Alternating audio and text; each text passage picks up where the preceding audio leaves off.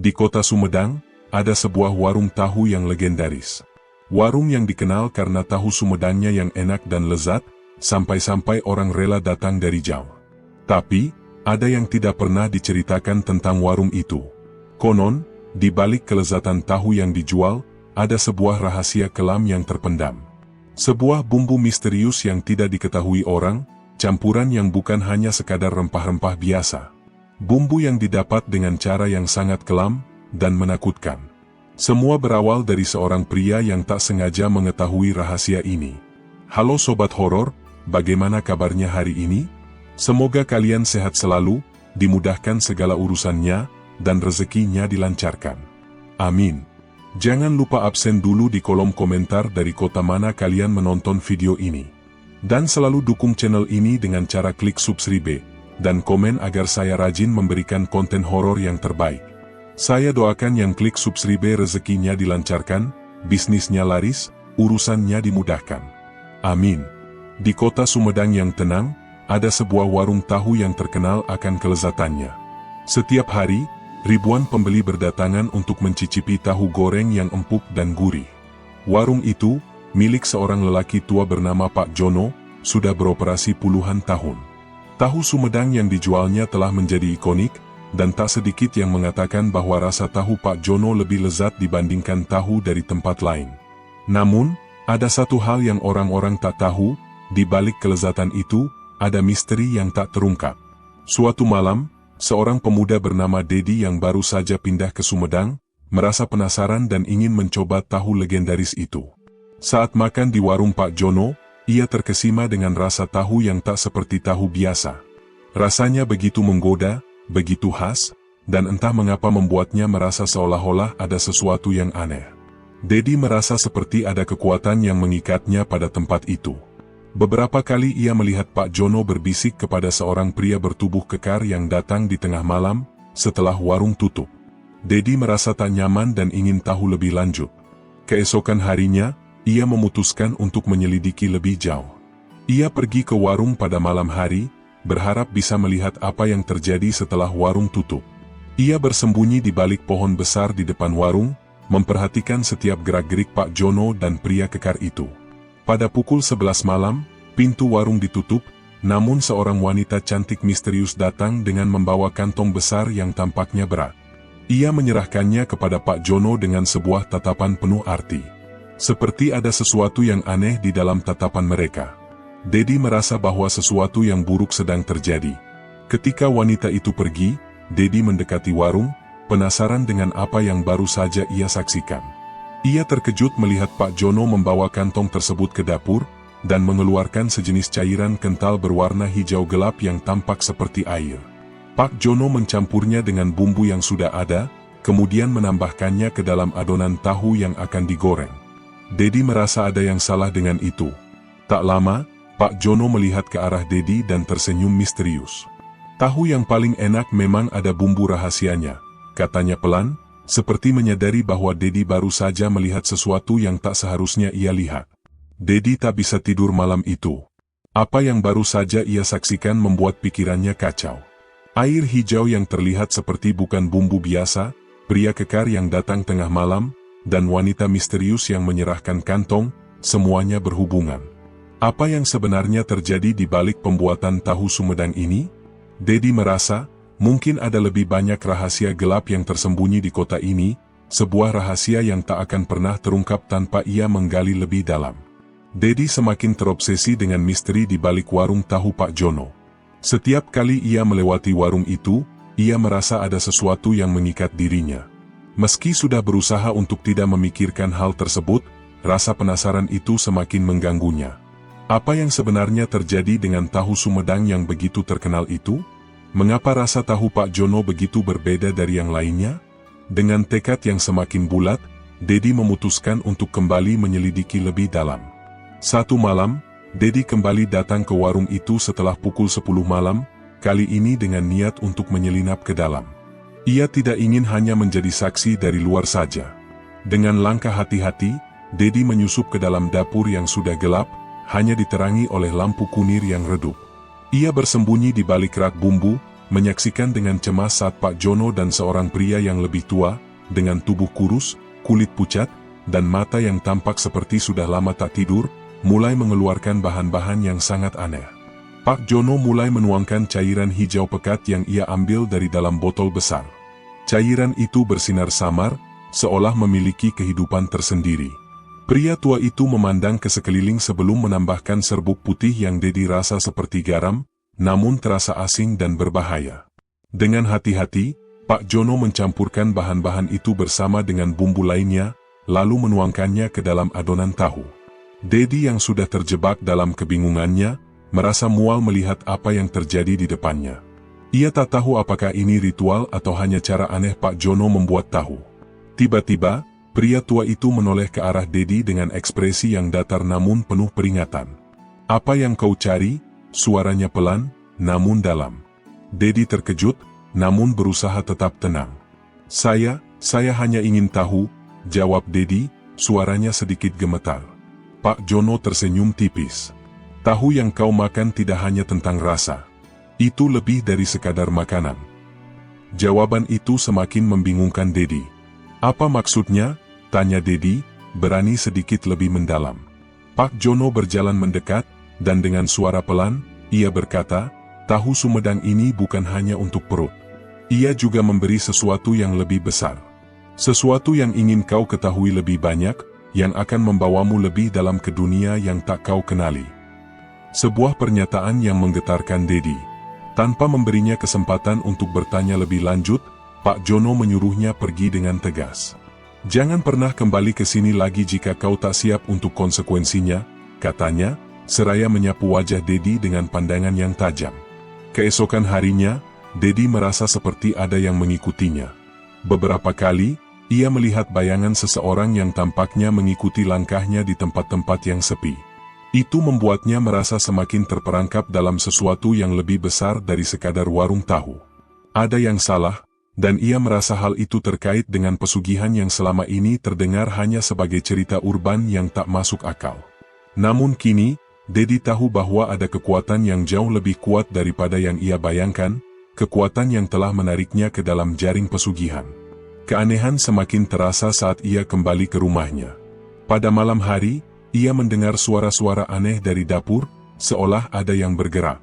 Ketika ia melangkah ke dapur, Dedi terkejut menemukan segelas air dengan cairan hijau yang sama dengan yang ia lihat di warung Pak Jono. Tangan Dedi gemetar, ia merasa bahwa itu bukan kebetulan. Cairan itu tidak hanya sekadar campuran rempah biasa, itu adalah sesuatu yang lebih berbahaya. Dedi tak bisa menahan rasa penasaran yang semakin membelenggunya. Meskipun ia tahu bahwa setiap langkah yang ia ambil semakin membawanya ke dalam dunia yang gelap, ia tidak bisa mundur. Sesuatu di dalam dirinya mendesak untuk menemukan kebenaran, meskipun itu berarti berhadapan dengan bahaya yang lebih besar dari yang pernah ia bayangkan. Ia merasa ada kekuatan yang mengendalikan jalannya, seolah ada tangan tak terlihat yang menariknya lebih dalam ke dalam misteri ini. Malam itu, setelah insiden dengan cairan hijau di dapur, Dedi tidak bisa tidur. Pikiran-pikirannya terombang-ambing antara ketakutan dan keinginan untuk mengetahui lebih banyak. Ia memutuskan untuk kembali ke warung Pak Jono, berharap dapat menemukan sesuatu yang bisa memberinya petunjuk lebih lanjut. Ketika ia tiba di sana, warung itu tampak sepi, lampu hanya menerangi sebagian dari ruangan yang tampaknya terlupakan. Pak Jono tidak terlihat di dalam, hanya ada seorang pria muda yang sedang membersihkan meja dengan cepat. "Pak Jono kemana?" tanya Dedi dengan suara yang hampir tak terdengar, mencoba untuk terdengar tenang meskipun hatinya berdebar kencang. "Pak Jono, biasanya keluar malam," jawab pria muda itu dengan nada datar, tidak banyak bicara. Dedi merasa ada yang janggal dengan sikapnya. Seperti ada yang disembunyikan, dan pria itu tahu lebih banyak dari yang ia biarkan terlihat. Dengan hati-hati, Dedi menyusuri area belakang warung. Pikirannya kembali teringat pada malam itu ketika ia melihat Pak Jono membawa kantong berat. Di belakang warung, Dedi menemukan pintu kecil yang tertutup rapat, yang tampaknya mengarah ke ruang bawah tanah. Pintu itu terkunci, tetapi Dedi bisa melihat sebuah celah kecil di antara pintu dan dinding. Sesuatu menggerakkan dirinya untuk mencoba membuka pintu itu. Menggunakan kayu yang ia temukan, Dedi berhasil mendorong pintu sedikit terbuka, dan bau busuk langsung menyergap hidungnya. Di bawah tanah, Dedi menemukan sesuatu yang sangat mengerikan. Di tengah ruang bawah tanah yang gelap, ada beberapa wadah besar yang berisi cairan hijau pekat yang sama dengan yang ia lihat di dapur. Di sekeliling wadah-wadah itu, ada lukisan-lukisan aneh yang menggambarkan simbol-simbol yang belum pernah ia lihat sebelumnya. Di tengah-tengah ruangan, terdapat sebuah meja besar dengan benda-benda ritual, lilin yang menyala dengan warna merah darah, buku-buku tua yang tampak seperti kitab kuno, dan boneka-boneka kecil yang tampaknya terbuat dari tanah liat. Ketika Dedi melangkah lebih jauh, ia mendengar suara langkah kaki di belakangnya. Ia berbalik dan melihat Pak Jono berdiri di ambang pintu, matanya penuh peringatan. "Apa yang kamu lakukan di sini?" Pak Jono bertanya dengan nada yang rendah, namun penuh ancaman. Dedi terperangah, mencoba mencari alasan untuk menjelaskan, namun kata-kata seakan-akan tersangkut di tenggorokannya. Pak Jono berjalan mendekat, dan dengan suara yang pelan, ia berkata, "Ini bukan tempat untuk orang seperti kamu. Kau tak tahu apa yang sedang kau cari." Dedi ingin berkata sesuatu, namun Pak Jono mengangkat tangannya, memberi isyarat agar ia diam. "Kau sudah terlalu jauh terjebak. Kau sudah mencicipi bumbu kami, Dedi. Dan kamu tahu, begitu kau mencicipinya, tak ada jalan kembali." Pak Jono mengambil sebuah pisau kecil yang tergeletak di meja, memainkannya di tangannya dengan lihai. "Bumbu yang kau rasakan, itu bukan hanya campuran rempah. Itu adalah air yang kami peroleh dari dunia lain. Air yang diambil dengan cara yang tak bisa dibayangkan oleh manusia biasa. Itu adalah darah, jiwa, dan perjanjian yang terjalin dengan kekuatan yang lebih besar daripada yang bisa kau pahami." Pak Jono kemudian menyentuh dada Dedi dengan ujung pisau, membuatnya terkejut. "Kau sudah mengikatkan dirimu dengan pesugihan ini. Kau sudah menjadi bagian dari kami. Dan sekarang, kau harus memilih. Lanjutkan atau tinggalkan dunia ini selamanya." Dedi merasa ketakutan yang tak terungkapkan. Apa yang telah ia lakukan? Mengapa ia merasa ada sesuatu yang menguasai dirinya, seolah ia telah terjebak dalam sebuah perjanjian yang tak dapat ia batalkan? Saat itu, Pak Jono menarik kembali pisau itu, menatapnya dengan senyum penuh arti. "Jika kamu ingin hidup, kamu harus membayar harga yang setimpal. Kamu harus melayani kami," katanya, suaranya semakin dalam dan berat. Dedi kini tahu bahwa ia telah terjerat dalam sesuatu yang jauh lebih gelap dari sekadar sebuah warung tahu Sumedang. Ia harus memilih antara hidup dalam ketakutan, atau menjadi bagian dari dunia yang telah dijanjikan oleh pesugihan ini. Dan semakin ia menggali, semakin ia merasa bahwa tak ada jalan keluar. Dedi berdiri terdiam di hadapan Pak Jono, matanya terbuka lebar, mencoba memahami kata-kata yang baru saja keluar dari mulut lelaki tua itu. Rasanya seperti ada sesuatu yang menggigit hatinya, sebuah ancaman yang begitu nyata. Tak ada jalan keluar lagi. Sesuatu yang telah ia cicipi, sesuatu yang telah menyentuh tubuh dan jiwanya, kini mengikatnya dalam perjanjian yang tak bisa dibatalkan. Semua yang ia ketahui tentang kehidupan normal, tentang kebaikan dan kebebasan, hancur seketika di depan matanya. Pak Jono mendekat, meletakkan tangannya di pundak Dedi. "Kami tidak memaksa siapapun untuk bergabung," katanya dengan suara yang lembut, namun ada sesuatu yang menakutkan dalam intonasinya. "Tapi mereka yang merasa terpilih, seperti dirimu, akan merasakan janji yang kami tawarkan. Kami memberimu kekuatan, kelezatan, dan keberuntungan. Tapi ada harga yang harus dibayar." Dedi merasa tubuhnya melemas. Semua yang terjadi di hadapannya terasa seperti mimpi buruk yang tidak bisa ia hindari. Ia merasa ada sesuatu yang sangat salah dengan perasaan ini. Kekuatannya terasa semakin lemah. Ada sesuatu yang mengalir dalam tubuhnya, sesuatu yang tidak ia pahami. Ia merasa tubuhnya seperti dikendalikan oleh sesuatu yang jauh lebih besar, lebih kuat, dan sangat misterius. Pak Jono memberi isyarat pada pria tua yang sebelumnya berada di ruang bawah tanah. Pria itu mengambil sebuah ember kecil yang berisi cairan hijau dari salah satu wadah besar yang ada di sana. Cairan itu berkilau, dan dari baunya saja Dedi bisa merasakan bahwa itu bukan air biasa.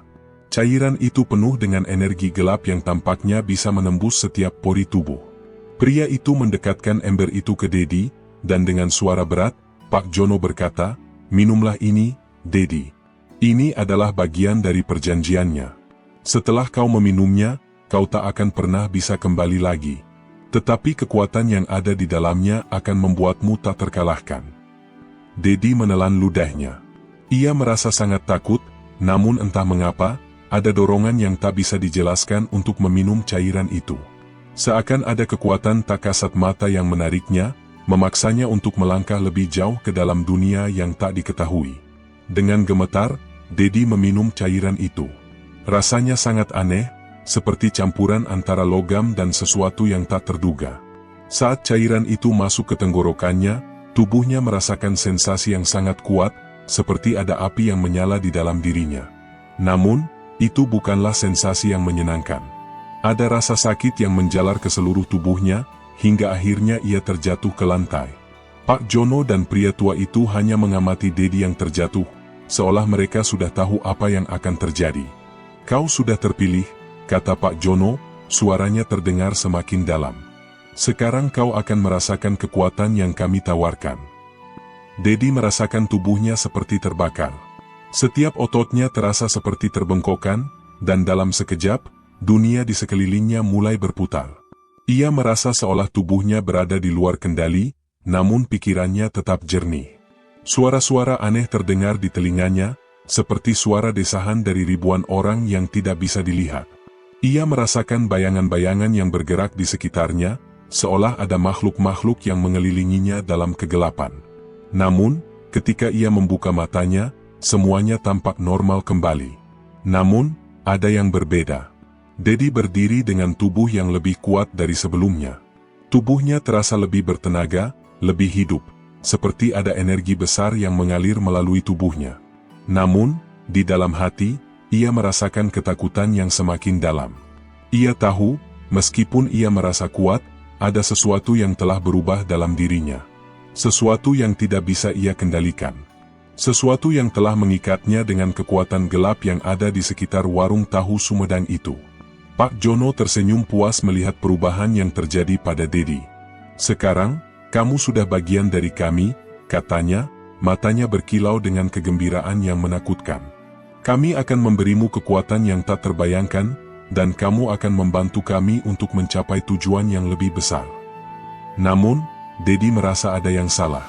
Semakin lama ia berada di tempat itu, semakin banyak bayangan yang mengintainya.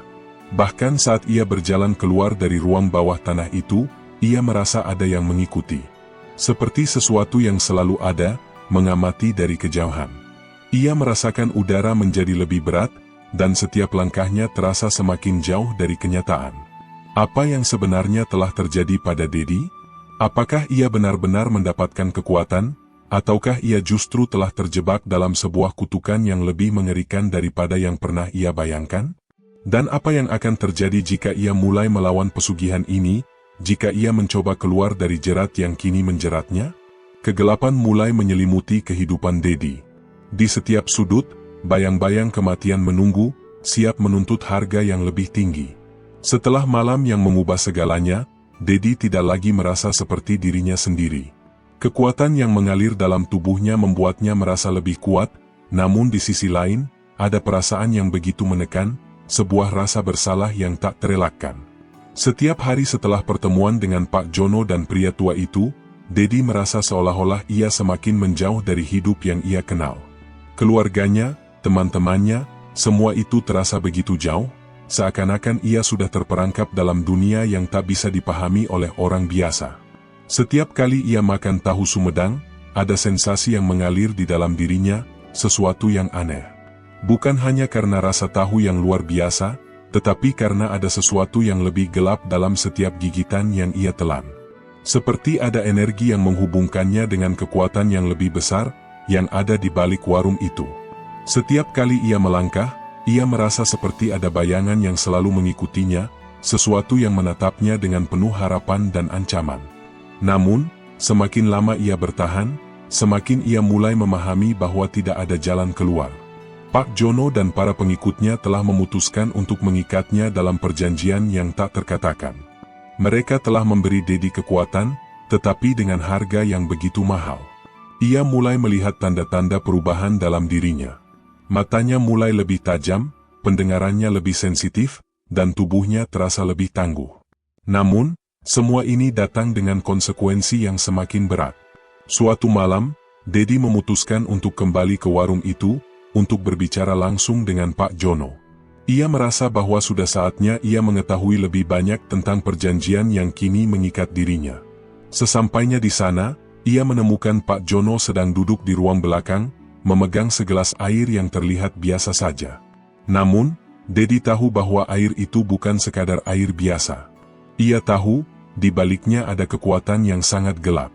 Pak Jono, ujar Dedi dengan suara yang tegas, meski di dalam hatinya, ia merasa cemas. Apa yang sebenarnya terjadi padaku? Kenapa aku merasa seperti ada sesuatu yang mengendalikan diriku? Pak Jono menatapnya lama, seolah merenungkan kata-kata Dedi. Setelah beberapa saat, ia tersenyum tipis, lalu berkata dengan suara yang penuh makna, "Kau sudah memilih, Dedi. Kau telah memilih untuk menerima kekuatan ini, dan dengan itu, kau juga menerima segala konsekuensinya. Pesugihan ini bukanlah sebuah permainan. Kami memberi kekuatan, tetapi kami juga mengambil sesuatu darimu. Sesuatu yang lebih berharga daripada yang bisa kau bayangkan." Dedi menatap Pak Jono, hatinya berdebar kencang. "Apa yang aku bayar? Apa yang kalian ambil dari diriku?" Pak Jono mengangkat gelas berisi air itu dan memandangnya dalam-dalam, seolah menyadari bahwa Dedi mulai mengetahui lebih banyak daripada yang seharusnya. "Kami mengambil jiwamu," katanya dengan pelan, namun sangat tegas. "Ketika kau meminum cairan itu, kau telah menyerahkan jiwamu kepada kami. Kekuatan yang kau rasakan datang dari perjanjian yang telah ditandatangani oleh darah dan darah kami. Kami tidak hanya memberi kekuatan fisik, tetapi juga mengikatmu pada kami. Kau menjadi bagian dari dunia ini, bagian dari kami, dan ada harga yang harus dibayar untuk itu." Dedi merasa seolah seluruh dunia berputar. Aku telah menyerahkan jiwaku?" Tanyanya dengan nada bingung dan cemas. "Apa yang akan terjadi padaku?" Pak Jono menatapnya dengan senyum yang semakin lebar, seakan menikmati ketakutan yang mulai tumbuh dalam diri Dedi. "Kekuatan itu akan terus tumbuh dalam dirimu, Dedi. Dan dengan setiap gigitan tahu sumedang yang kau makan, kau akan semakin terikat dengan kami. Namun, ingatlah, kekuatan ini bukan tanpa harga. Semakin banyak yang kau terima, semakin banyak yang harus kau bayar." Dedi merasa terperangkap. Ada kekuatan dalam dirinya yang tidak bisa ia kontrol, dan semakin ia mencoba melawan, semakin kuat pula pengaruh pesugihan itu. "Apakah aku akan menjadi seperti kalian?" tanyanya, dengan suara yang hampir tak terdengar. Pak Jono mengangguk pelan. "Ya, kau akan menjadi seperti kami. Kami tak bisa kembali ke dunia yang dulu. Kami tak bisa kembali menjadi manusia biasa. Kekuatan ini akan mengubahmu, dan kau akan menjadi bagian dari sesuatu yang lebih besar. Tapi tidak ada yang bebas dari harga yang harus dibayar." Dedi merasakan kegelapan itu semakin menguasai dirinya. Ia tahu bahwa jalan yang telah ia pilih tidak dapat kembali. Setiap langkahnya semakin membawanya lebih dalam ke dalam dunia pesugihan yang gelap ini. Tak ada pilihan lain. Ia terjebak dalam perjanjian yang tak bisa ia batalkan. Namun, di dalam dirinya, ada sebuah pertanyaan yang semakin menggerogoti hatinya. Apakah ada cara untuk melarikan diri dari semua ini? Pak Jono, yang sepertinya bisa membaca keraguan di wajah Dedi, menambahkan, "Ingat, Dedi, kamu tidak akan bisa keluar dari sini tanpa membayar harga yang lebih mahal. Semua orang yang terpilih harus menjalani takdir mereka. Dan itu berarti kamu akan terus berada di sini, membantu kami, sampai waktumu tiba." Dedi menatap Pak Jono dengan perasaan campur aduk antara ketakutan dan kebingungannya. Ia tahu, hidupnya tak akan pernah sama lagi. Pesugihan ini telah mengikatnya, dan kini ia harus menjalani takdir yang tak bisa ia hindari. Dedi terbangun di tengah malam, tubuhnya basah oleh keringat dingin. Setiap kali ia mencoba tidur, mimpi buruk itu kembali menghantuinya. Wajah-wajah yang tak dikenal, bayangan-bayangan yang bergerak cepat, dan suara-suara aneh yang datang dari kedalaman gelap. Rasanya seperti ada kekuatan yang mengikutinya, sesuatu yang selalu ada, siap untuk menariknya lebih dalam ke dalam dunia pesugihan yang tak bisa ia hindari. Meskipun tubuhnya tampak kuat, ada perasaan lelah yang menggerogoti jiwanya. Perasaan bahwa ia telah kehilangan sesuatu yang sangat berharga, sebuah bagian dari dirinya yang tak akan bisa ia temukan lagi. Hari demi hari, Dedi semakin merasakan perubahan dalam dirinya. Kekuatan yang ia rasakan bukanlah kekuatan biasa. Setiap kali ia makan tahu sumedang, ada perasaan aneh yang mengalir dalam dirinya, seperti energi yang memasuki tubuhnya dan membuatnya semakin kuat. Namun, di balik semua itu, ada juga rasa ketakutan yang tak bisa ia hindari. Ia merasa seolah-olah tubuhnya bukan lagi miliknya sendiri. Ada kekuatan tak terlihat yang mengendalikan dirinya, menariknya lebih dalam ke dalam dunia yang penuh dengan rahasia gelap. Pada suatu malam, Dedi memutuskan untuk kembali menemui Pak Jono, merasa bahwa ia sudah tak bisa lagi menghindar dari kenyataan. Ia merasa semakin terperangkap dalam perjanjian ini. Mungkin ada sesuatu yang bisa ia pelajari, sesuatu yang bisa memberinya kesempatan untuk melarikan diri. Dengan hati yang penuh kecemasan, ia menuju warung tahu Pak Jono, berharap bisa mendapatkan jawaban atas kebingungannya. Saat ia tiba, warung itu tampak lebih sepi dari biasanya. Lampu-lampu redup, dan hanya ada beberapa orang yang duduk di meja, menikmati tahu goreng yang begitu terkenal. Dedi merasa bahwa ada sesuatu yang aneh dengan suasana malam itu. Sesuatu yang mengintai dari kegelapan. Pak Jono berada di dapur, seperti biasa. Ketika Dedi masuk, Pak Jono mengangkat wajahnya dan tersenyum tipis, seolah tahu apa yang akan dikatakan Dedi. "Kau datang lagi," katanya dengan suara yang berat, namun penuh makna. Dedi mengangguk pelan, mencoba menahan perasaan takut yang semakin menguasai dirinya. "Pak Jono, apa yang sebenarnya terjadi padaku? Kenapa aku merasa semakin terikat dengan ini? Apa yang akan terjadi jika aku terus ikut dengan kalian?" Pak Jono menyandarkan punggungnya ke dinding dan memandang Dedi dengan tatapan yang dalam, penuh pemahaman dan rahasia. "Kau sudah melihat bagian dari kebenaran, Dedi. Kekuatan itu akan terus tumbuh di dalam dirimu, dan kau akan merasakan dampaknya. Tapi ingat, setiap kekuatan datang dengan harga yang harus dibayar. Dan harga itu lebih mahal daripada yang bisa kau bayangkan." Dedi merasa perasaan tak menentu mulai mendera hatinya. Apa maksud Pak Jono? Apa yang akan terjadi padaku jika aku terus tinggal di sini? Apakah aku akan berubah menjadi seperti kalian? Pak Jono mengangguk pelan, senyum di wajahnya semakin mengerikan. "Kau akan menjadi bagian dari kami, Dedi. Tapi tidak seperti apa yang kau bayangkan. Kekuatan yang kau terima akan membuatmu tak terkalahkan, tetapi itu juga akan membuatmu kehilangan dirimu sendiri. Semakin lama kau berada di sini, semakin sedikit bagian dari dirimu yang tetap utuh." Dedi merasakan kegelapan semakin meresap ke dalam dirinya. Ia bisa merasakan tubuhnya yang semakin kuat, namun jiwanya terasa semakin kosong. Seperti ada sesuatu yang diambil darinya, sesuatu yang lebih berharga daripada apapun yang bisa ia rasakan. Ia tak tahu berapa lama lagi ia bisa bertahan seperti ini. Apakah ia harus terus terjerat dalam perjanjian ini, ataukah ia harus mencari cara untuk melarikan diri dari cengkeraman yang semakin kuat ini? Pak Jono menghela napas, lalu mendekati Dedi dengan langkah perlahan. "Dedi, ingatlah satu hal," katanya dengan suara yang dalam. "Pesugihan ini bukan hanya tentang mendapatkan kekuatan atau kekayaan. Ini tentang mengorbankan diri untuk sesuatu yang lebih besar dari yang bisa dipahami manusia biasa. Semua orang yang memilih jalan ini akan merasakan hasilnya. Namun, tak semua orang siap untuk membayar harga yang sesungguhnya." Dedi merasakan keringat dingin mulai mengalir di tengkuknya. "Apa harga itu, Pak Jono?" tanyanya dengan suara gemetar. Pak Jono memandangnya dengan tatapan tajam, seolah menilai Dedi apakah ia benar-benar siap untuk menerima kenyataan yang akan datang. "Harga itu adalah jiwamu, Dedi.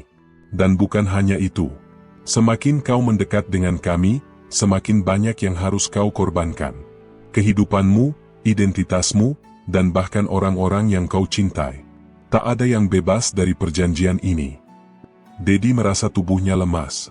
Semua yang selama ini ia pikirkan tentang hidup, tentang kebebasan, tentang kebaikan, semuanya terasa hancur di hadapan kenyataan yang semakin jelas ini.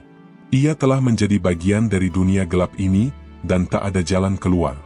Setiap langkah yang ia ambil semakin mendekatkannya pada takdir yang tak bisa ia hindari. Pak Jono, Dedi akhirnya berkata dengan suara yang hampir tak terdengar, apakah ada cara untuk keluar dari semua ini? Pak Jono menggelengkan kepala pelan, senyumnya mengarah pada sesuatu yang lebih menyeramkan. Tidak ada jalan keluar, Dedi. Tak ada yang bisa melarikan diri dari pesugihan ini. Kami sudah menandatangani perjanjian dengan kekuatan yang jauh lebih besar daripada yang bisa kau bayangkan. Dan kau, Dedi, kini adalah bagian dari kami. Tidak ada jalan kembali. Dedi merasa dunia semakin sempit di sekelilingnya. Ia sudah terperangkap, dan semakin ia berusaha melawan, semakin kuat pula cengkeraman pesugihan ini. Ia harus menerima kenyataan pahit bahwa hidupnya kini tak lagi berada di tangannya sendiri. Ia adalah bagian dari dunia yang penuh dengan rahasia, kekuatan gelap, dan harga yang harus dibayar. Seminggu setelah percakapan dengan Pak Jono, Dedi merasa dunia yang dulu ia kenal semakin jauh dan terpisah. Ia telah menjadi bagian dari sesuatu yang jauh lebih besar dan lebih gelap daripada yang bisa ia bayangkan. Setiap kali ia menatap dirinya di cermin, ada sesuatu yang tidak dikenali, sesuatu yang berubah dalam dirinya. Matanya yang dulu cerah kini tampak lebih dalam, seolah mengandung rahasia yang tersembunyi, sementara wajahnya yang dulu penuh harapan kini dipenuhi dengan kelelahan dan ketakutan. Setiap kali Dedi makan tahu sumedang, rasanya semakin mengikat dirinya. Tak hanya karena rasanya yang gurih dan khas, tetapi karena ada kekuatan dalam setiap suapan yang ia ambil. Kekuatan itu bukan hanya memberikan energi, tetapi juga membawanya lebih dalam ke dalam pesugihan ini. Setiap gigitan tahu membuatnya semakin merasa bahwa ia tak dapat melepaskan diri, semakin merasa bahwa ada sesuatu yang menguasai tubuh dan pikirannya. Bahkan dalam mimpi-mimpinya, ia merasa seperti sedang berada di dunia yang tidak bisa ia pahami, dunia yang penuh dengan bayangan dan suara-suara aneh. Suatu malam, Dedi terbangun mendengar suara ketukan yang pelan di pintu kamar tidurnya. Awalnya, ia berpikir itu hanya halusinasi. Namun suara itu terus berlanjut, semakin keras dan jelas. Dengan hati yang berdebar, Dedi bangun dari tempat tidurnya dan berjalan pelan menuju pintu. Saat ia membuka pintu, ia terkejut melihat seseorang berdiri di ambang pintu. Seorang wanita muda yang tampaknya tidak asing baginya, namun wajahnya tampak kabur dan samar, seperti sosok yang muncul dari kabut. Wanita itu menatapnya dengan tatapan kosong, namun matanya seperti menunggu sesuatu, menantikan jawaban dari Dedi. "Kau sudah memilih jalanmu, Dedi," kata wanita itu dengan suara yang lembut, namun menggema dalam hati Dedi. "Tidak ada yang bisa menghentikan perjalananmu sekarang." Dedi merasa tubuhnya kaku, dan meskipun ia ingin berbicara, kata-kata itu tidak keluar. Wanita itu melangkah masuk ke dalam kamar, menatap Dedi dengan tatapan yang penuh arti. "Kau akan segera memahami kekuatan yang ada dalam dirimu. Kau akan menjadi bagian dari kami, dan kau akan membantu kami untuk mencapai tujuan yang lebih besar." Dedi merasa seperti sedang berada dalam mimpi buruk yang nyata. Tubuhnya bergetar, tetapi ia tidak bisa bergerak. Wanita itu melangkah lebih dekat, dan saat jaraknya hanya beberapa inci dari Dedi, ia mengangkat tangan dan menyentuh dada Dedi dengan lembut. "Saatnya untuk menerima takdirmu," kata wanita itu, dan dengan sentuhan itu, Dedi merasakan sesuatu yang mengalir melalui tubuhnya, sesuatu yang kuat, menyesakkan, dan penuh dengan kekuatan gelap yang tidak bisa ia kendalikan. Seketika, wanita itu menghilang, meninggalkan Dedi yang masih tertegun di tempatnya. Ada perasaan kosong yang membekas di dalam dirinya, seolah-olah bagian dari dirinya telah hilang bersama wanita itu. Tubuhnya masih tergetar, dan ia merasa seperti ada sesuatu yang baru saja diambil darinya, sesuatu yang lebih berharga daripada yang bisa ia jelaskan. Dedi menatap dirinya di cermin, mencoba mencari tahu apa yang telah terjadi pada dirinya, namun ia tidak menemukan jawaban. Hanya rasa kehilangan yang semakin menguasainya. Hari berikutnya, Dedi kembali ke warung Pak Jono. Ia merasa semakin bingung, tak tahu apa yang harus dilakukan atau kemana harus pergi. Semua yang ia miliki kini terperangkap dalam dunia yang tak bisa ia lepas. Ketika ia memasuki warung, Pak Jono menatapnya dengan senyum penuh arti, seperti mengetahui apa yang sedang terjadi pada Dedi. "Rasanya kau semakin merasakan perubahan itu, bukan?" Pak Jono bertanya dengan suara pelan, namun mengandung makna yang mendalam. Kekuatan itu tidak hanya memberi, Dedi. Ia juga mengambil. Kau sudah menjadi bagian dari kami, dan kini, kau harus memilih apakah akan terus berjalan bersama kami, ataukah akan terperangkap dalam ketakutan yang tak bisa kau hindari. Dedi menatap Pak Jono, perasaan bingung dan ketakutan memenuhi hatinya. Aku tak tahu lagi, jawab Dedi dengan suara gemetar. Aku merasa semakin jauh dari diriku sendiri. Apa yang sebenarnya kalian inginkan dariku? Pak Jono tersenyum tipis, seolah menikmati kebingungannya. Kami ingin kau menjadi bagian dari sesuatu yang lebih besar. Kami ingin kau membantu kami mencapai tujuan yang lebih tinggi. Ini bukan hanya tentang tahu Sumedang yang kau jual, Dedi. Ini tentang membangun kekuatan yang melampaui batas manusia. Kami mengikatmu karena kau memiliki potensi yang luar biasa. Pak Jono berdiri dan berjalan menuju dapur. Kekuatan itu sudah mulai tumbuh dalam dirimu, Dedi. Jangan ragu lagi. Kami akan membantumu, tapi kau harus mengorbankan apa yang tersisa dari dirimu. Dedi merasa jiwanya semakin terbelah. Di satu sisi, ia merasa ada sesuatu yang menghubungkannya dengan dunia ini, dunia pesugihan yang penuh dengan rahasia dan kekuatan. Di sisi lain, ia merasakan bahwa ia semakin kehilangan bagian dari dirinya, semakin menjauh dari dunia yang dulu ia kenal. Apa yang harus Dedi lakukan sekarang? Apakah ia akan terus berjalan di jalan yang telah ditentukan, ataukah ia akan berusaha melawan dan mencari cara untuk menghentikan perubahan ini? Dedi tahu, semakin ia mencoba untuk melawan, semakin kuat pula cengkeraman pesugihan ini. Namun, di dalam hatinya, ada sebuah suara yang terus bertanya, apakah ia masih bisa menemukan jalan keluar dari dunia gelap yang kini mengikatnya? Dedi berjalan melalui jalanan kota Sumedang yang kini terasa asing. Setiap langkahnya tampak lebih berat, lebih lambat, seperti ada beban yang terus mengikutinya. Kekuatan yang ia rasakan dalam dirinya membuatnya semakin terasing dari orang-orang di sekitarnya.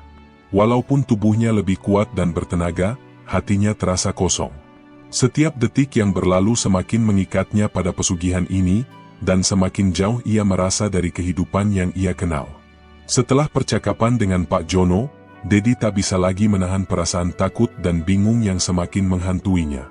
Mimpi buruk itu kian intens, dan ia merasa seperti sedang hidup di antara dua dunia yang tak bisa ia satukan. Dunia manusia yang penuh dengan harapan dan kebaikan, dan dunia pesugihan yang penuh dengan kekuatan gelap yang tidak bisa ia hindari. Keduanya tampak bertarung di dalam dirinya, namun semakin ia mencoba melawan, semakin ia merasa terperangkap. Pada suatu malam, saat Dedi kembali ke warung Pak Jono setelah berhari-hari merasa bingung dan putus asa, ia merasakan ada yang tidak beres. Warung yang biasanya ramai dengan pelanggan, kini tampak sepi. Dedi merasakan hawa dingin yang menjalar di punggungnya.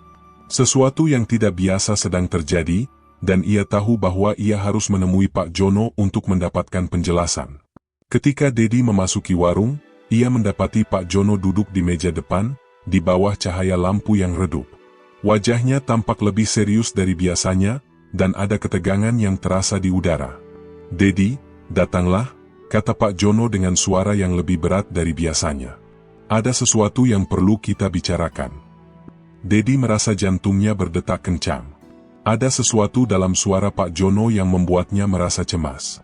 Ia duduk di depan Pak Jono, menatapnya dengan mata yang penuh keraguan. Pak Jono, kata Dedi, apa yang sebenarnya kalian inginkan dariku?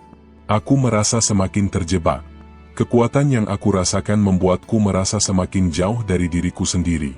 Aku tak tahu lagi apa yang harus kulakukan. Pak Jono menghela napas, lalu menatap Dedi dengan tatapan yang penuh arti. Dedi, apa yang kau rasakan sekarang adalah bagian dari proses. Kau telah menjalani perjalanan yang panjang, dan tak ada jalan kembali. Kekuatan yang ada dalam dirimu adalah hasil dari perjanjian yang telah kau buat. Ini adalah takdirmu sekarang, dan tak ada yang bisa mengubahnya. Dedi menundukkan kepalanya, merasakan rasa sakit yang begitu dalam. Tapi Pak Jono, aku tidak ingin ini. Aku tidak ingin kehilangan diriku sendiri. Aku tidak ingin menjadi bagian dari dunia ini. Pak Jono menatap Dedi dengan tatapan yang dalam, seolah memahami kegelisahan yang ada dalam hatinya. Kau harus memahami satu hal, Dedi. Pesugihan ini bukan sekadar kekuatan fisik atau kekayaan. Ini lebih dari itu. Kami memberimu kesempatan untuk melangkah ke dalam dunia yang lebih besar, yang jauh lebih kuat daripada dunia manusia biasa. Tapi, setiap kekuatan datang dengan harga yang harus dibayar. Dedi merasa tubuhnya mulai gemetar. Harga apa, Pak Jono? Apa yang masih tersisa dari diriku? Pak Jono tidak segera menjawab. Ia berdiri, berjalan ke arah dapur, dan kembali dengan sebuah botol kaca kecil yang berisi cairan hijau yang familiar. Dedi merasakan tubuhnya semakin kaku saat melihat cairan itu, yang pernah ia lihat saat pertama kali tahu Sumedang dimasak. Inilah harga yang harus dibayar, Dedi, kata Pak Jono, menatap cairan itu dengan serius. Ini adalah bagian dari perjanjianmu. Kau tidak hanya memberikan jiwa dan tubuhmu, tetapi juga kesempatan untuk menghubungkan dirimu dengan dunia yang lebih besar. Dunia ini lebih gelap, lebih kuat, dan lebih menguasai daripada yang bisa kau bayangkan. Dedi merasa hatinya semakin terjerat. Cairan itu mengalir dalam dirinya saat pertama kali ia meminumnya, dan setiap kali ia makan tahu Sumedang, kekuatan itu semakin kuat. Tapi kini, ia tahu bahwa ada sesuatu yang lebih menakutkan yang akan datang. Jadi, aku tidak punya pilihan, tanya Dedi, suaranya serak. Aku sudah terperangkap dalam dunia ini, dan aku tak bisa keluar? Pak Jono menatapnya dengan tatapan yang penuh pengertian, namun juga penuh kejam. Itulah kenyataan, Dedi. Tak ada jalan keluar. Kau sudah memilih, dan kami tidak akan melepaskanmu. Kekuatan ini mengikatmu, dan setiap langkah yang kau ambil semakin mendekatkanmu pada takdirmu. Dedi merasa tenggorokannya kering. Semua harapan yang ia miliki kini terasa seperti debu yang terbawa angin. Ia tahu, pesugihan ini telah menguasainya, dan tak ada jalan untuk kembali ke kehidupan lamanya. Tapi tiba-tiba, sesuatu yang aneh terjadi. Dedi merasa tubuhnya mulai bergetar, dan suara-suara aneh terdengar di telinganya. Ia merasakan gelombang kekuatan yang mengalir melalui dirinya, dan dalam sekejap, matanya melihat sesuatu yang tidak bisa ia jelaskan. Di sekelilingnya, bayangan-bayangan mulai muncul, makhluk-makhluk yang tampaknya berasal dari dunia lain. Mereka menatapnya dengan tatapan kosong, penuh harapan dan kegelapan. Dedi ingin berteriak, namun tak ada suara yang keluar. Ia merasa seolah terperangkap di dalam sebuah ruang gelap yang tak bisa ia pahami. Semua yang terjadi seolah berada di luar kendalinya. Tak ada jalan keluar. Tak ada harapan. Dedi merasa tubuhnya semakin lemah, seolah seluruh energi yang ia miliki mengalir keluar begitu saja, meninggalkan dirinya yang tak lebih dari sebuah tubuh yang kosong. Bayangan-bayangan yang mengelilinginya semakin jelas, semakin nyata, dan semakin menakutkan. Makhluk-makhluk itu bukanlah halusinasi, mereka adalah bagian dari dunia yang lebih gelap, dunia yang kini mengikatnya. Dalam keadaan terperangkap antara kenyataan dan mimpi buruk, Dedi tahu bahwa ia telah sampai pada titik tak kembali. Di hadapannya, Pak Jono berdiri dengan senyum penuh arti, seolah menikmati kepanikan yang mulai tumbuh dalam diri Dedi. Kau sudah sampai di sini, Dedi. Tidak ada lagi yang bisa kau lakukan untuk menghindar. Tak ada lagi yang bisa mengubah takdirmu, kata Pak Jono dengan suara yang berat dan penuh makna. Dedi merasakan beban yang semakin menekan dadanya. Suara-suara aneh yang terus berbisik di telinganya semakin jelas, dan dalam keadaan ketakutan yang melanda, ia bertanya, "Apa yang kalian inginkan dariku, Pak Jono? Kenapa aku? Apa yang kalian harapkan dari seseorang seperti aku?" Pak Jono tersenyum lebih lebar, tatapannya semakin tajam. "Kami tidak menginginkan apa-apa darimu, Dedi. Yang kami inginkan adalah keberlanjutan dari kekuatan ini. Kami memberi kesempatan untuk bergabung dalam sesuatu yang lebih besar, dan kau memilih untuk masuk. Sekarang, kau adalah bagian dari kami, bagian dari kekuatan ini yang akan melangkah lebih jauh. Dan kau akan membantu kami membangun dunia ini, dunia yang lebih kuat, lebih gelap." Dedi merasakan kekuatan yang mengalir melalui tubuhnya semakin mendalam. Setiap helaan napas terasa seperti beban, seperti ada sesuatu yang mengikat dirinya pada dunia gelap ini. Namun, ada juga dorongan yang kuat di dalam dirinya, dorongan untuk melawan, untuk mencari jalan keluar, meskipun ia tahu bahwa itu mungkin tidak ada lagi. "Tidak, aku tidak bisa menjadi bagian dari dunia ini," kata Dedi dengan suara bergetar, meskipun hatinya dipenuhi ketakutan. "Aku tidak ingin kehilangan diriku sendiri." Pak Jono mendekat, langkahnya tenang, penuh kekuatan. "Dedi, dunia ini sudah memilihmu. Kau sudah menjadi bagian dari takdir ini. Keinginanmu untuk melawan tidak akan mengubah apapun. Kau telah meminum darah ini, mengikat dirimu pada kami, dan kini kau harus menjalani konsekuensinya." Namun, Dedi merasakan perasaan yang lebih kuat dari sekadar ketakutan. Ada keberanian yang mulai tumbuh, meski perlahan dan penuh keraguan. "Aku tidak akan menyerah begitu saja," katanya dengan lebih percaya diri, meskipun ia tahu, kata-katanya hampir tidak berarti apa-apa dalam menghadapi kekuatan gelap yang ada di hadapannya. Dengan gerakan cepat, Dedi melangkah mundur, menuju pintu belakang warung yang terbuka sedikit.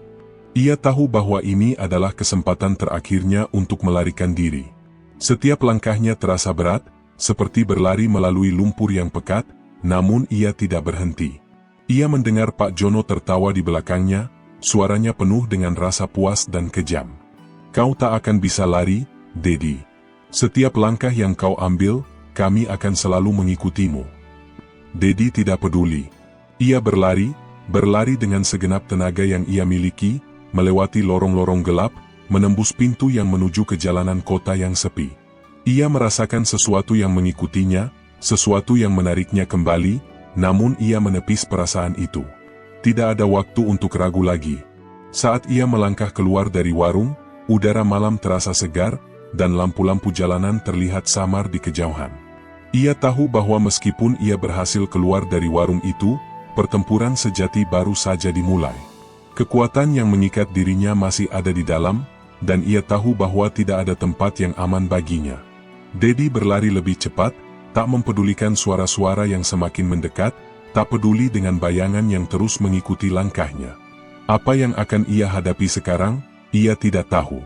Namun, satu hal yang ia tahu pasti, tak ada jalan kembali. Dengan napas terengah-engah, Dedi berhenti di tengah jalan, menatap langit malam yang gelap. Perasaan yang mencengkeram hatinya semakin kuat, namun ada secercah harapan yang perlahan tumbuh di dalam dirinya. Ia belum kalah.